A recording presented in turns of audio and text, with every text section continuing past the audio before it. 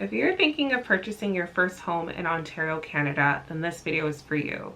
Today I'm going to go through everything I went through to become a first-time home buyer, the mistakes that I did and things that you need to avoid, all the tips that I have to make sure that you're well equipped and well prepared to purchase, and most importantly, some of the first-time home buyer incentives that you probably don't even know about. Stay tuned.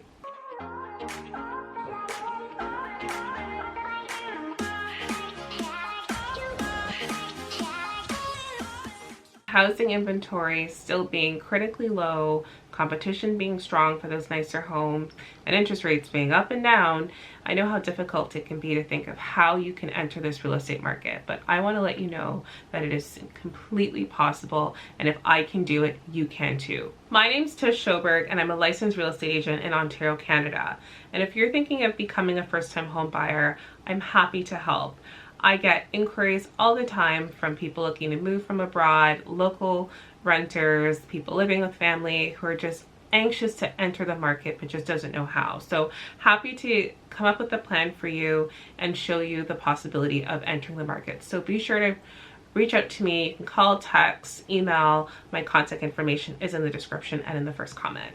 So I'm going to first go through the process because what I had to do was really educate myself on what it took to become a first-time home buyer. So what I did was I wanted to research what the home prices were like in the areas that I was considering. So at the time I was living in Mississauga right by Square One, and I was looking at, okay, well, can I afford a condo in Square One? Currently renting, my rent was about $13.20 per month for 1 plus done.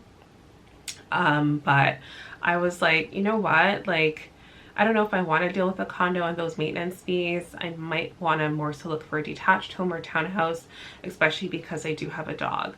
So I started to look at other areas like Oakville, which was just completely out of my price range. Burlington, still up high. Although there were some options there for some condo townhouses, but again, I'd have to deal with those maintenance fees. So then I decided to look even further in the Hamilton area and began to see how affordable houses were there, and decided to go out to the area and start looking at some homes. So I first did some heavy research online before actually going out to look at homes. I then contacted a mortgage broker who was able to assist me in getting a mortgage pre-approval, so I know exactly how much I was pre-approved for. At the time I was pre-approved for about $320 with at least a 5% down payment. And decided to, okay, let's go out, see some homes. Did a really extensive search looking at many different homes to kind of get an idea as to what I wanted, including some townhouses, some detached homes. And yeah, it took about, so I started like looking online in like February, started actually going out to see homes in March, put in a few offers. I was really strict with what I wanted for the price for these homes. Like, I love negotiating, so I put on my negotiation hat and I'm like, no, I want to pay this amount for the home. There was a mortgage stress test that just came out that year, and there wasn't that much competition, so I was just like, no, I need to make sure I'm negotiating for everything I can to get the best price for the house that I wanted, and I wasn't willing to budge on certain things. But eventually I was able to find a home that I really loved, put in an offer, negotiated the price about $20,000 down from the asking, and then was able to secure the home with the condition of financing and the condition of inspection. So once I was able to secure the home, then I provided my deposit of $5,000. At the time, deposits I know were only $5,000. There's still some houses right now where you can put down a $5,000 deposit, but for the most part, sellers are looking for at least 5%, but it does vary. So I put down a $5,000 deposit. I ended up paying actually $365 for the home, 4-bed, 2 full bath, detached home in Hamilton. Yeah, put in my $5,000 deposit. I had to submit it 24 hours after my offer was accepted. And I submitted it to the listing brokerage's office. Following that, we then had like our 7-day conditions for inspection. So I found an inspector who was really helpful in being able to come to the house and provide a very thorough inspection, very thorough report, and pretty much said that the house was great, nothing to worry about. And then I of course had to fulfill my financing condition, but that's where I had the hiccup. So again, I was approved for $320,000, but the house that I bought was $365,000.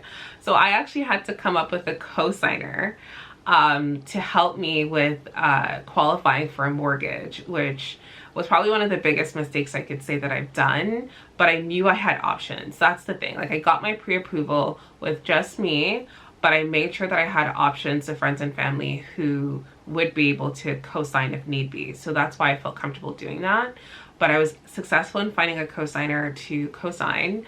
And yeah, so 7 days passed, and then my purchase was now considered firm. So it went from conditionally purchased to now a firm agreement. So I had to pretty much buy this house no matter what.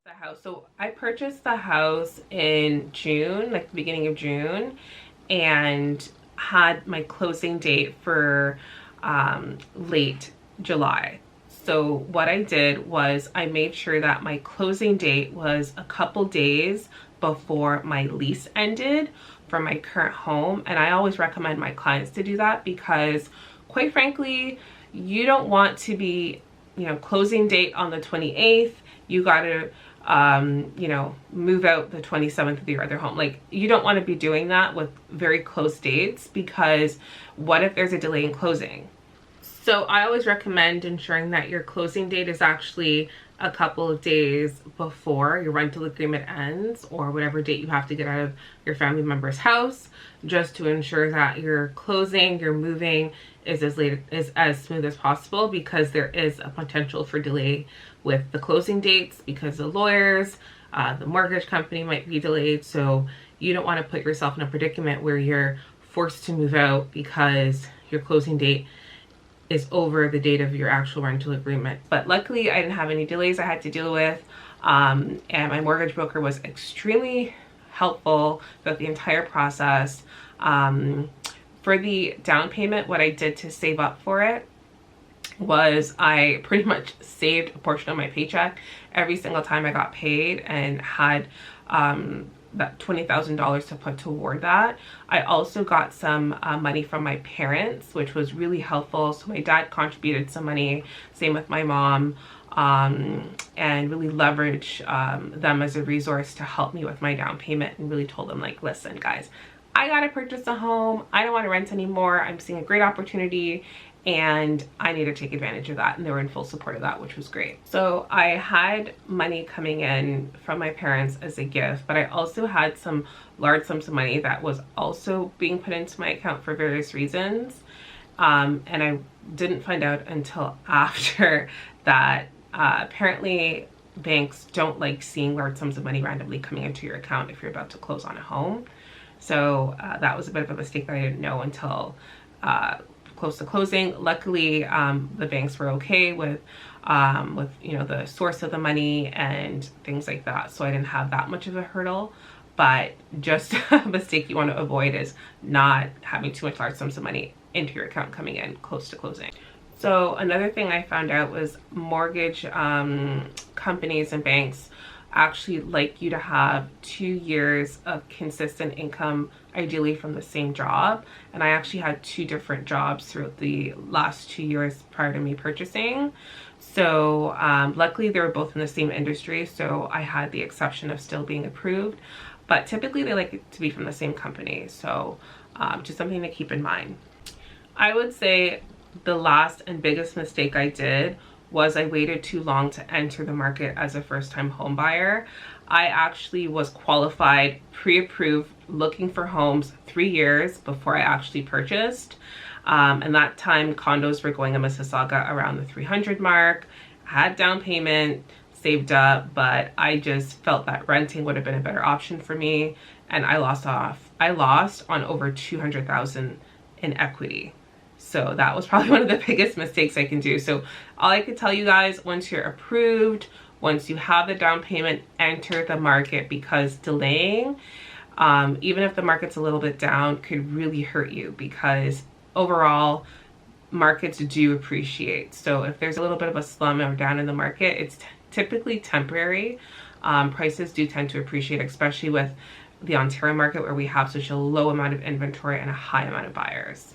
So now I'm going to get into the 5 mistakes that I did that I want you to avoid, and be sure to stay tuned because the last one is, ooh, the roughest. So again, you know, talking about tips, the first tip I have to give you guys, and the most important tip based on my 5th biggest mistake, was get into the market as soon as you can. Just get in. The first home that you buy doesn't have to be your dream home. I didn't buy my dream home as the first home. It was a nice home, great for me and my family, but it was definitely not my dream home. I just wanted to get in the market, build equity so I could leverage that property to then purchase more property. So the first home, it doesn't have to be a property you even live in. It could be a pre-construction home, a resale condo, a resale town, resale detached home that you use as an investment until you're ready to utilize that equity and money to then buy your next home. So my second tip is to leverage resources. If you have friends and family who can contribute in terms of being a co-signer, being a guarantor, providing monetary gifts to help you with your down payment and to just make the process that much smoother and to allow you to enter the market sooner, definitely leverage those resources.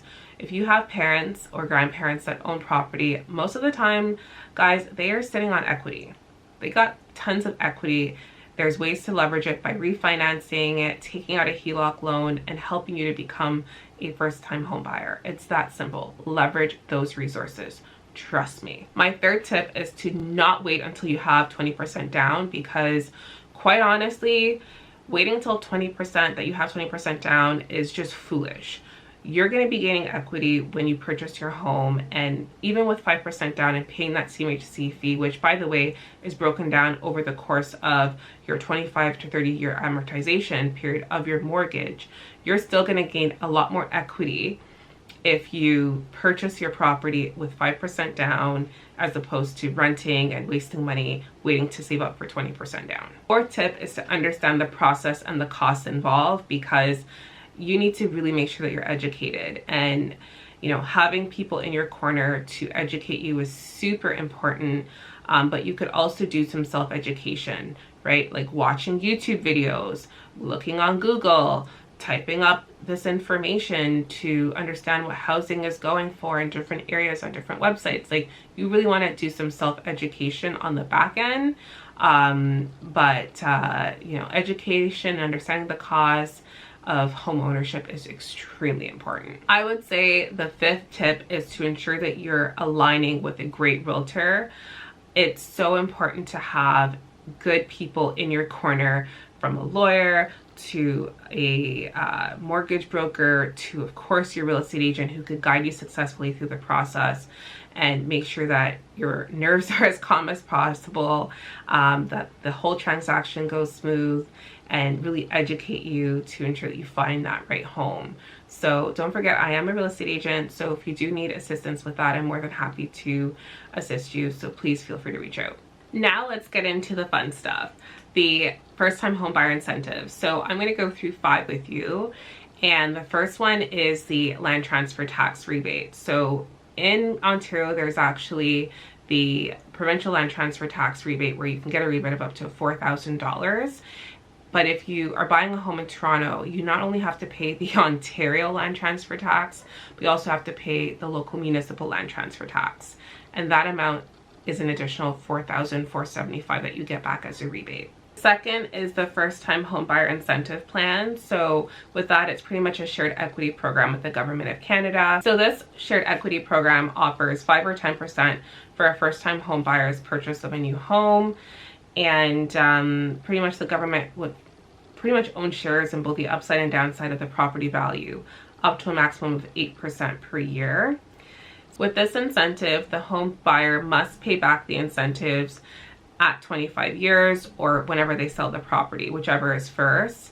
And if the buyer does want to prepay ahead of time, they can do that without any prepayment penalty. The third incentive is the Register Retirement Saving Plan incentive.